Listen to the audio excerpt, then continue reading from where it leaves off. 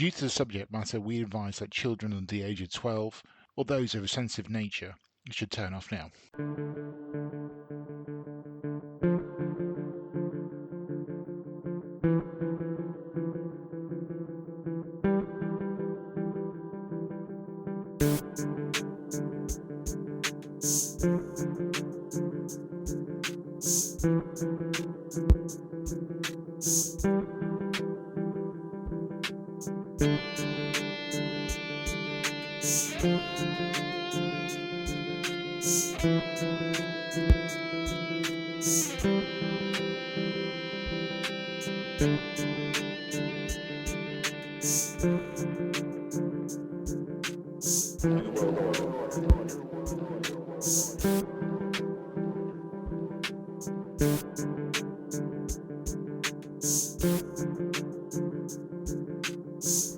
Hi, and welcome to the Murder Tales podcast, where we look into the minds and crimes of murderers and serial killers.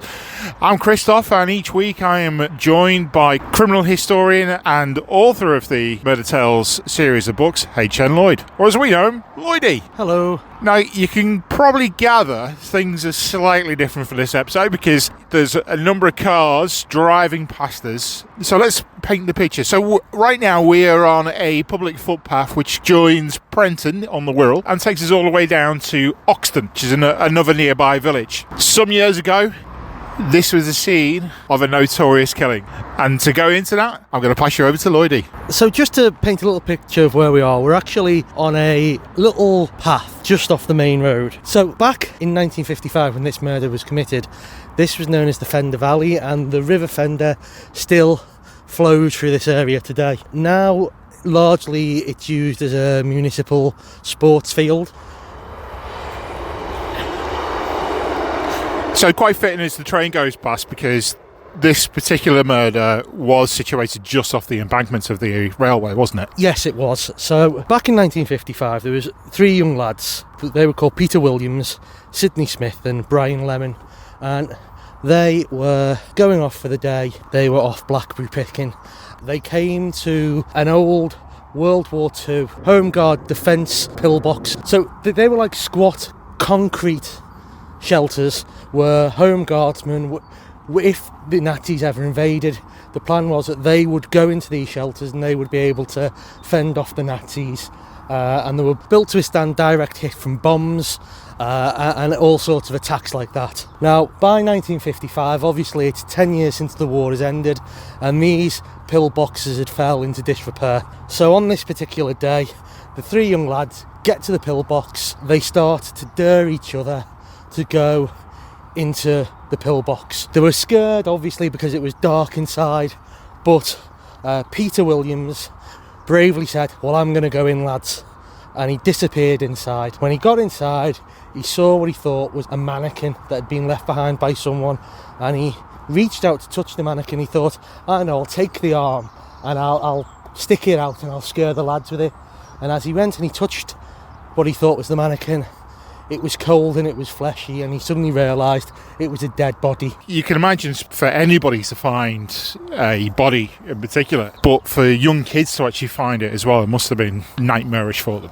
Yeah, certainly. I myself met one of the young lads who found the body many years later at a family party.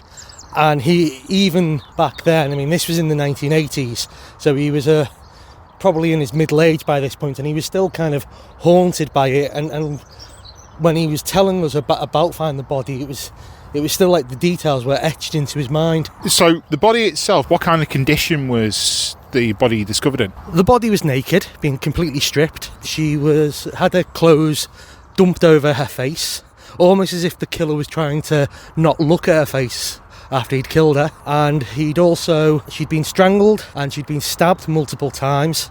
She had a 12-inch slash on her abdomen. She also had a slash on her right buttock of 4 inches, and she'd also been vaginally penetrated by the knife. On top of this, the killer had used the victim's lipstick to write "I am VD" on her torso. Now, VD stands for venereal disease, and it was one of the most common sexually contracted illnesses you could get at the time. So at this point, we don't know who the victim is, do we? No, we don't know who the victim is at this point.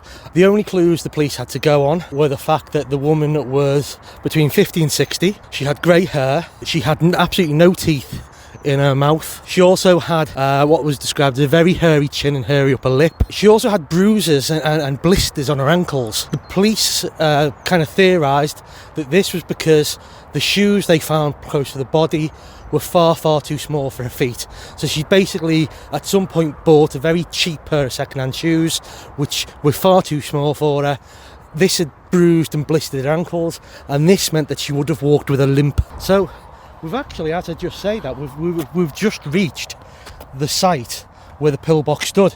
It was actually knocked down a few years ago, but the base of the pillbox is still here today. It's very different from the photo that you see online, because we'll share this actually on our Twitter page, but the actual pillbox base is still here. The sides of it have obviously gone over time, but you can still see the embankment just behind there, which goes up to the railway. And if I turn to the east, I can see the electrical pylon, which is still standing today, which was being erected at the time. So this would have been back then, as it is today, a very isolated and a very lonely spot.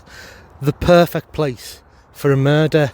Added to that the fact that inside the pillbox no one would have been able to see from the inside, because there were no windows, simply little slits in the side where rifles could be stuck out, and a doorway which led into a dark and unlit interior. So obviously in the 50s, police techniques were very, very different. How did they examine the crime scene? What was the following action from there? Very, very simple policing techniques, although at this point they actually did some rather maverick things. One of the first things they did is they got onto the local military and they asked if they could take from them bomb detecting equipment, so basically primitive metal detectors, which they ran all over this area to see if they could find any metal objects that might have been dropped by the killer or the victim. So that was one of the first things that they did. With regard to the scene, obviously they did a fingertip search, and they found in the pillbox a newspaper. Now that newspaper was printed the day that the victim was probably murdered. They figured out the body had probably been in the pillbox for 2 days, and this paper was dated the 21st of September, so it's probably the day of the murder. And in that newspaper was a copy of the Daily Mirror. Horses from the 320 at Brighton horse race had been circled, so that made the police believe that the killer was interested in betting. Now at the time, off-course betting in this country was illegal. The only way you could legally bet was to actually be at the horse race. So the theory was that maybe if you contacted the illegal bookmakers, then they may be able to get a lead on who the killer was. Now from here we are at the back of what's called the Homelands estate now.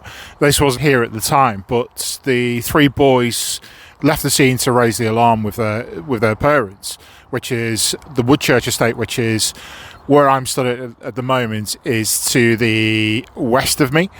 That is actually becomes part of the story later on. So when it was reported, how long did it take for them to actually identify? The victim wasn't identified until the 27th, and that happened when a gentleman came forward from Liverpool. So another thing that the police did, they did house-to-house inquiries around this entire area.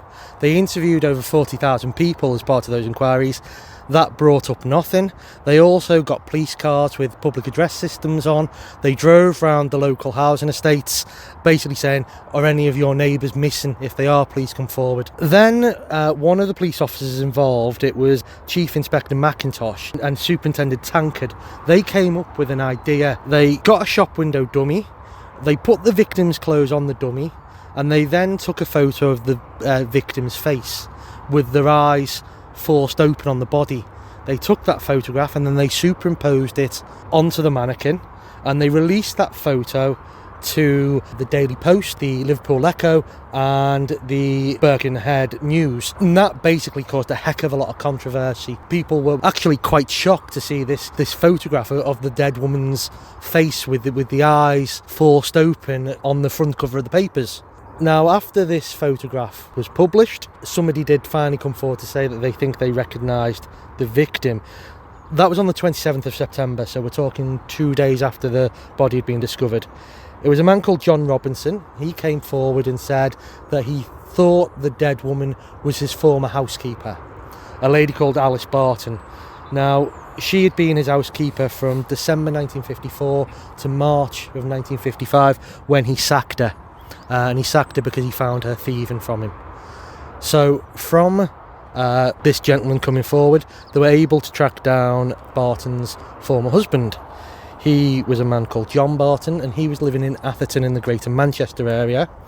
And they said, look, we think your wife's being murdered, will you please come forward and formally identify her? So they took him to the Birkenhead mortuary, they showed him the body, and he refused to formally identify Alice.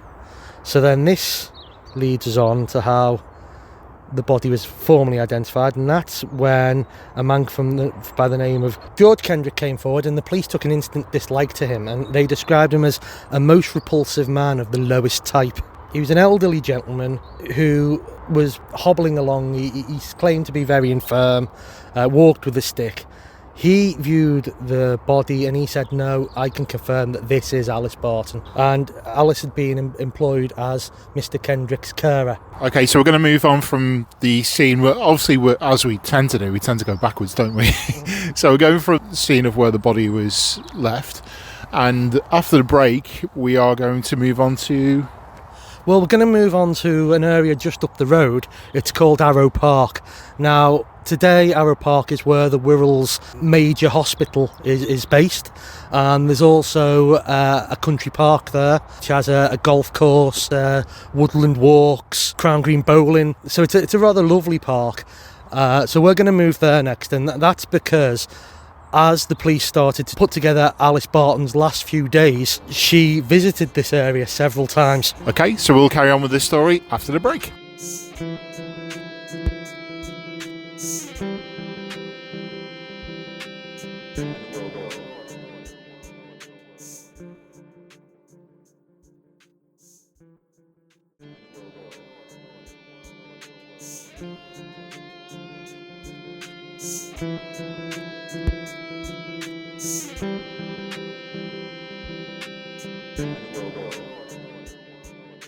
You've decided to do this case this week? Well, actually, it was a listener who contacted us and said that this case had always intrigued them, and did I know any more about it? Luckily, I did, because I'd already written about the case in one of the Murder Tales books.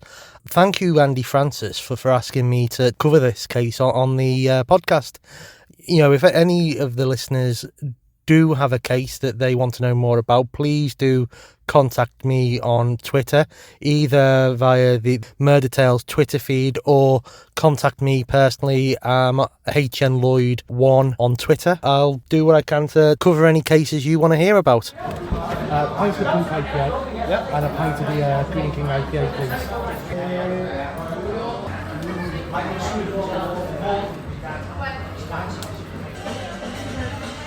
Cheers.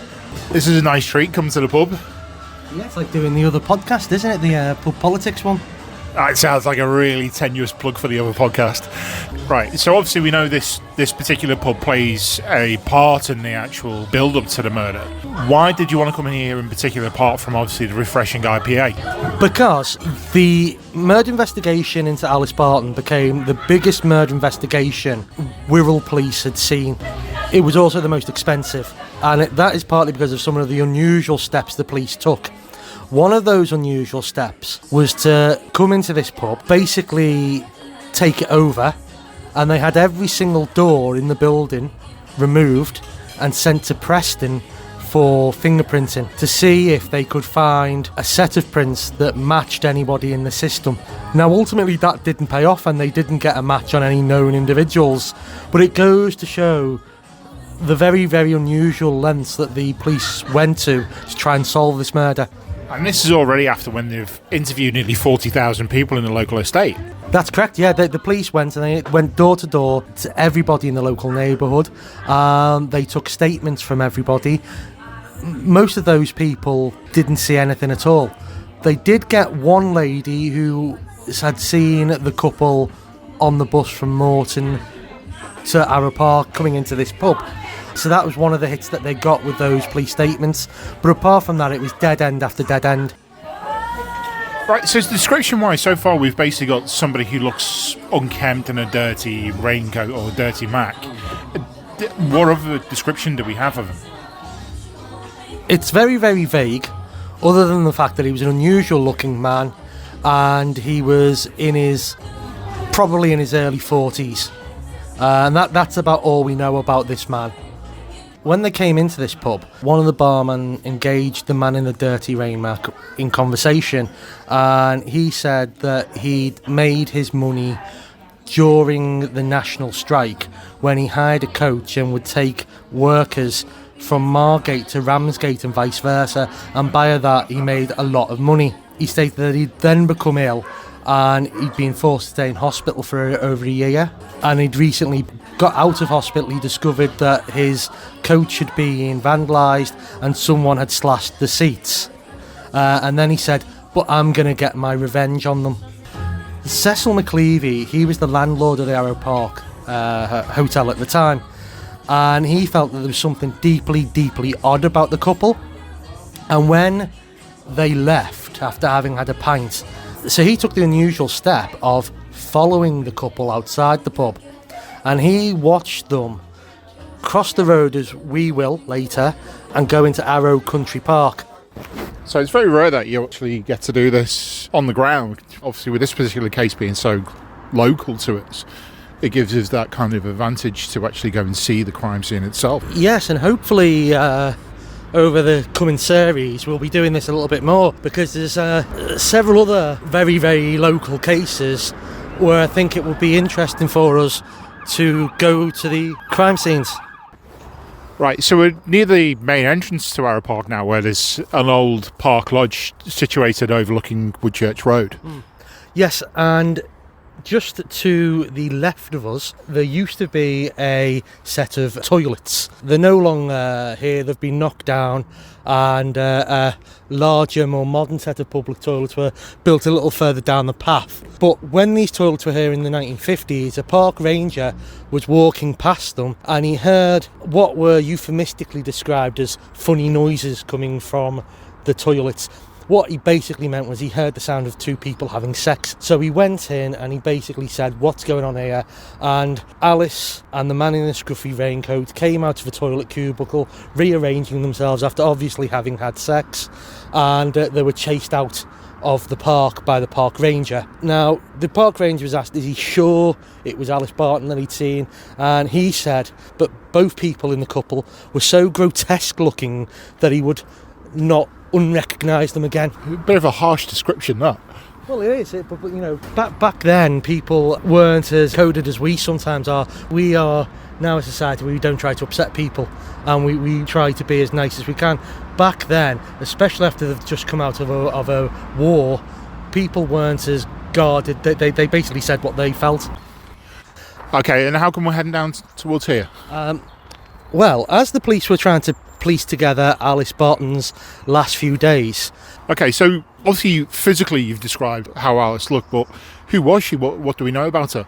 Well, Alice was born in 1906. She lived initially out near Manchester. She married John Barton, and in 1943 she had a child. Now, Alice wasn't a particularly good wife, or even she was actually an even worse mother. She constantly had affairs. She was an alcoholic for all intents and purposes, and when she was an alcoholic she would go out and she would have sex with random men. When she fell pregnant in 1943, she made no bones about telling her husband that the child wasn't his. When the child was born, she basically paid no interest in the child, left John Barton and his family struggling to raise the child, and when he said, look, you need to do more to help me, she said, put the brat in the infirmary, to basically stick him in a workhouse. That was her whole attitude to her family. Then Christmas 1943, Christmas Eve, she basically walked out of the family home and didn't come back, and John Barton didn't see Alice again until she was in the mortuary. So from there, obviously going from Manchester to end up on the Wirral, what happened in between there? Well, she didn't. She actually ended up in Liverpool, and she lived in Liverpool, which is intriguing as to how she ended up to die on the Wirral. But we know that she lived in cheap doss houses, and she effectively supported herself via prostitution. She received several convictions for prostitution in those 12 years since she separated from her husband. Right, so we're now walking through the wooded area, aren't we? Yeah, we're walking up through the little path through some woodland, which will bring us out at the bowling green. So yeah, so we're just in front of the bowling hut. There's 3 greens which are tiered as they go down, but it's, as with a lot of things with local authorities, it's fallen into misuse. At the back, there's a few tennis courts as well. But generally, it's quite a nice area, this, isn't it? We can see the daffodils have all poked their heads through, and in the background, you can see conifers just popping up.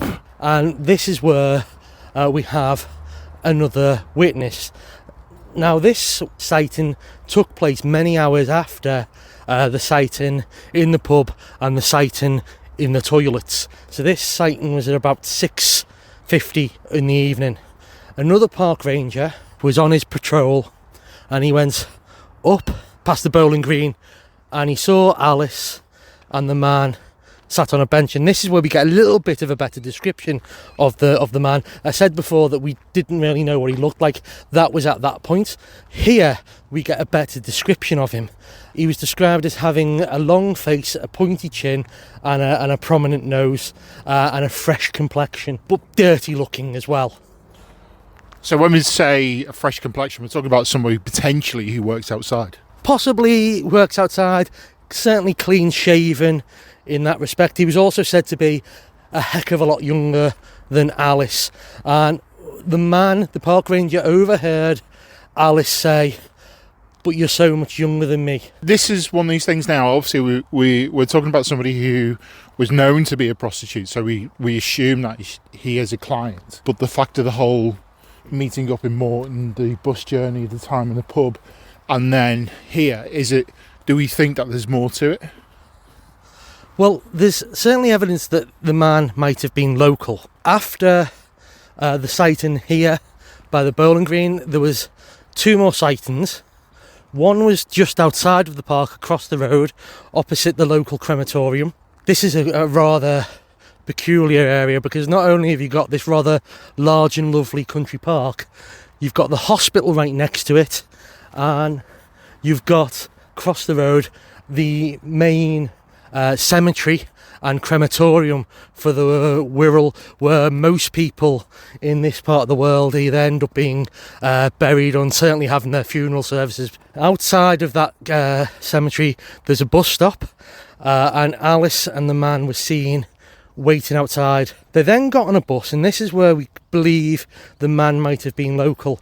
He said that he said he would like 2 fares to go to the bridge that goes over the main road in Prenton. And that's near the Durley estate, isn't it? Yes. So it indicated the man had local knowledge for 2 reasons. First of all, it was assumed that somebody who wasn't local wouldn't know that there was a bridge going over the road by the bus stop that they wanted to get off at. Secondly, and this is the more important point, I think, local bus fares had just gone up, and he had handed over the exact correct money for the 2 fares, which was 4 pence. If it'd been a few days before, he would have only had to have given 2.5 pence in. So it's assumed that only a local man would know that the prices would have gone up and to hand over the exact money. We've got a witness statement. We've got a description of the man that she was with. We know it was Alice. This must be suspect. Surely we must have been able to find him, to find out. Yeah, so when they get off the bus as well, somebody else passes in another bus, and they see Alice at the side of the road urinating. Not even trying to hide it, she was just urinating as the man watched on. And then another witness in another bus that then followed saw Alice and the man walking up that little country road that we went up before towards the murder site. Now, as You and I both saw when we went up that track, there's nothing there. There's no reason other to go there than to go to somewhere quiet and have sex, I would say. Or record a Murder Tales podcast. Yeah, or record the Murder Tales podcast. So I would say damn straight that man who was seen with Alice was the murderer. Okay, so come on. Who is he? Well, we don't know. It's an unsolved murder. Here we go again. Sorry about this. Right, okay.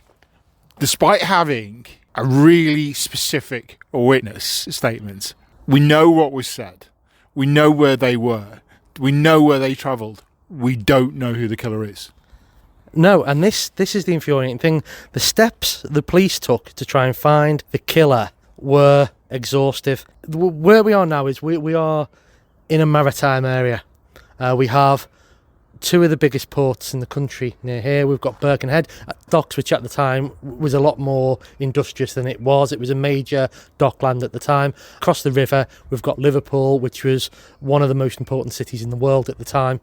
Fell a little bit out of favour in the years since, but at the time it was possibly, arguably, the second city of the country. So what they did, they tracked down the 100 ships that were in port that day. They tracked down every single crew member and they got their alibis. And they were proved to be have cast iron alibis. They tracked down every local sex offender. They interviewed them. They all had cast iron alibis. They tracked down everybody who had been treated for venereal disease because of that message of I am VD found on the body. They tracked them down. Again, they had cast iron alibis. By the end of the process, the police had a prime suspect list that consisted of 8 people. And those 8 people were put under intensive scrutiny, and eventually all of them were ruled out as being the murderer. Another thing that they did, the newspaper that was found next to the body, there had been a coupon cut out for a free scarf as a promotion for Surf wash detergent. They were in a bit of luck here, the police, because Surf is made by Unilever, and Unilever's headquarters are just 10 minutes down the road in the village of Port Sunlight. So they went to Port Sunlight, they went to Unilever, and they said, we want the names of addresses of everybody who has applied for this scarf. And they traced all them people down, and again, they all had the prime alibis. Right, so where do we go from here? Well, the police eventually did find somebody who they thought might be a good fit for the killer. This was a man called Edward William Clark. He was a petty con man who at the time wasn't even in the Wirral area. He was actually in Newmarket. But the police felt that he was a good fit because he owned a coach. If we remember, the man in the pub had said that he'd once owned a coach that had been vandalised, and Clark was a coach driver. He was known to own a coach. He was also a known con man, a ladies' man, a swindler. He was currently in the middle of swindling an old lady out of some money when he was brought in for questioning. When he was taken from Newmarket to Birkenhead, police took one look at him and they realised that he bore no resemblance to the man seen with Alice, and he was also able to give a cast iron alibi for the day of the murder. So after being arrested, he was promptly apologised to and released. We get to this point now where we know it's unsolved. The prime suspect we can't find, and the man that they did arrest was released without charge. What happens then? Because I know this is not the end of the story. So nothing happens for 8 years. Then, after 8 years, a letter gets sent to the police basically saying, I did the murder and I'm willing to hand myself in. The police contacted the solicitor who details were given in the letter, and an appointment was arranged for the man to hand himself in. When the man turned up for the interview again, he looked nothing like the description of the killer, and it turned out that this was a man who at the time had worked for the Crossville Bus Company on one of the routes that Alice had been seen working on. He'd been subject to bullying in work, with people laughing and joking at him, saying that he was the murderer. He'd had a bit of a breakdown due to this bullying, and he basically wrote the letter to the police saying that he was the murderer in order for him to be brought in so that the police could exonerate him. And then the case fell cold for 49 years. In these kind of circumstances, obviously, a lot of true crime is picked up on by amateurs, aren't they? And it fell to a local amateur who got an interesting tip-off, didn't he? Yeah, there's a local online forum where this case was being discussed, and on that forum in August 2010, a local woman called Amy Buckley posted in the forum that she believed her grandfather was the murderer. I can imagine for Amy that's quite a shocking revelation to come across that, but what made her believe that he was the murderer? Well, her grandfather had been a violent alcoholic who regularly used to beat up her grandmother, and her grandmother had told the story that one night in 1955, her husband, Amy's grandfather, had come home covered in blood, taken off his clothes and ordered the grandmother to clean the clothes. And failing that, if she couldn't get the blood off them, she wanted them to destroy the clothes. He would never tell the family where the blood was from. So Amy believes that must have been the night that Alice was murdered, that he was responsible for the murder and the blood came from that murder. There's also other coincidences. He lived on the council estate that was just across the road from the murder site. He was a regular drinker in the Arrow Park public house, and he was a known violent offender. So there was all that going for it. So if he was a regular drinker in the Arrow Park pub, then the landlord's description should have been a lot more distinct than what it was. Well, exactly, yeah. So I think we can rule this one out as a no-go. He was a known person in the Arrow Park public house. If it'd been him with Alice, then he would have said, oh, it was Mr. Buckley, he's a regular here, he was with her. Unless, obviously, somehow this man has come across Alice after she's finished with the peculiar looking young man, and for some reason has took it upon himself to murder her then. But again, what are the odds of that? So we've got yet another unsolved case and lots of theories. Well, we've got another unsolved case and basically one theory, and one theory that I don't think holds up to scrutiny. I can understand why she would suspect that. However, straight away my go-to was, why would the landlord not recognise him?